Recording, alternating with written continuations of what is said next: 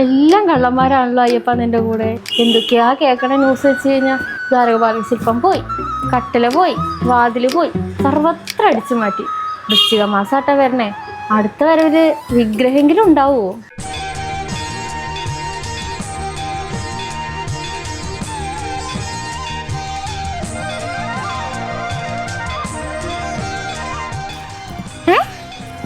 കൃഷ്ണനാ? അയ്യപ്പൻ.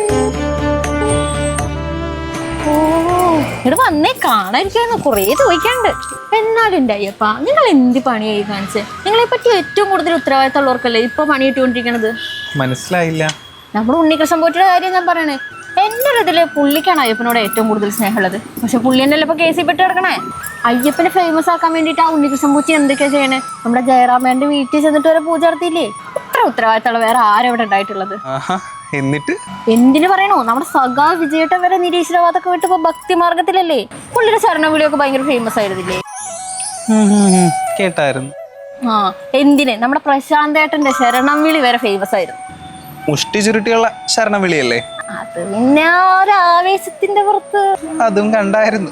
പക്ഷെ നാട്ടുകാരിപ്പോ എന്താ പറയണെന്ന് വെച്ച് കഴിഞ്ഞാൽ, അന്ന് മറ്റേ ആളില്ലാത്ത അയ്യപ്പ സംഘമൊക്കെ നടത്തിയില്ലേ, അതിവിടെ ബാക്കിയുള്ള സ്വർണം കൂടി പുള്ളി അടിച്ചു മാറ്റാൻ വേണ്ടിയിട്ട് ചെയ്തൊരു പ്ലാനാന്നൊക്കെയാ പറഞ്ഞുണ്ടാക്കണേ. പക്ഷെ നമ്മുടെ സഖാവ് അങ്ങനെ ചെയ്യോ? പരിത്രാണായ സാധൂനാം വിനാശായ ചതുഷ്കൃതം ധർമ്മ സംസ്ഥാപനാർത്ഥായ സംഭവാമി യുഗേ.